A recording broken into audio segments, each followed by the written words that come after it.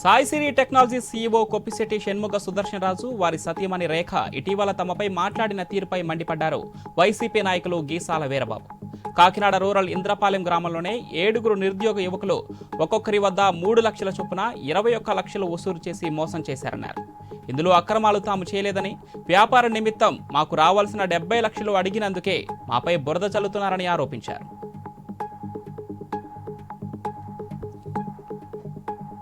అక్రమంగా తరలిస్తున్న ఎడారి ఒంటెలను పోలీసులు స్వాధీనం చేసుకున్నారు. అన్నమయ్య జిల్లా సంబేపల్లి మండలం సుదలవాండ్లపల్లి వద్ద ఒంటెల గుంపును గుర్తించిన పోలీసులు అక్కడికి వెళ్లి వాటిని స్వాధీనం చేసుకున్నారు. మధ్యప్రదేశ్ నుంచి తరచూ ఒంటెలను తీసుకొచ్చి రాయచోటి, మదనపల్లి, పీలేరు, బెంగుళూరు ప్రాంతాలలో అక్రమంగా విక్రయిస్తున్నట్లు పోలీసులు గుర్తించారు.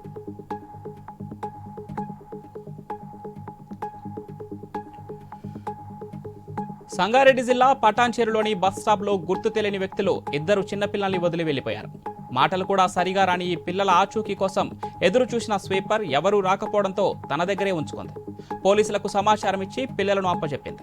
ఈ పిల్లలను గుర్తించిన వారు పటాన్చేరు పోలీస్ స్టేషన్కు సమాచారం ఇవ్వాలని కోరారు.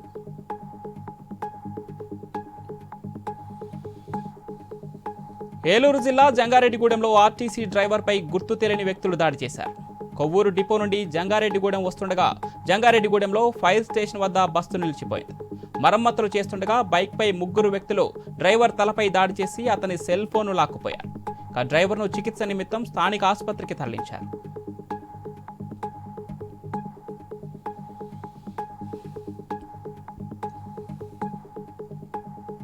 వైద్యుల నిర్లక్ష్యంతో గర్భిణి మృతి చెందిందని నాగర్ కర్నూలు జిల్లా కేంద్రంలోని ఓ ప్రైవేట్ ఆసుపత్రి ఎదుట మృతురాలి బంధువులు ఆందోళనకు దిగారు.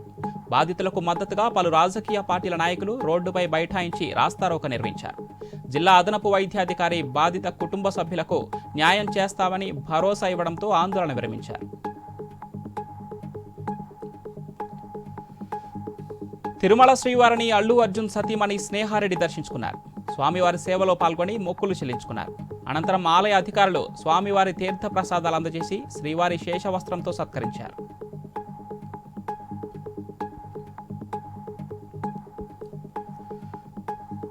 తిరుమల శ్రీవారిని ఏపీ రవాణా శాఖ మంత్రి రాంప్రసాద్ రెడ్డి దర్శించుకున్నారు.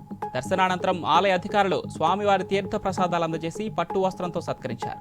స్వామి దర్శనార్థం తిరుమలకు విచ్చేసే భక్తుల సంఖ్య నానాటికి పెరుగుతూ వస్తుందని, భక్తుల సంఖ్యకు అనుగుణంగా ఎలక్ట్రిక్ బస్సులను నడిపే విధంగా నిర్ణయం తీసుకున్నామని తెలిపారు.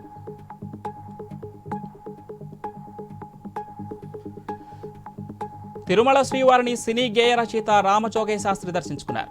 స్వామివారి సేవలో పాల్గొని మొక్కులు చెల్లించుకున్నారు. అనంతరం రంగనాయకుల మండపంలో ఆలయ అధికారులు స్వామివారి తీర్థ ప్రసాదాలు అందజేసి శ్రీవారి శేషవస్త్రంతో సత్కరించారు.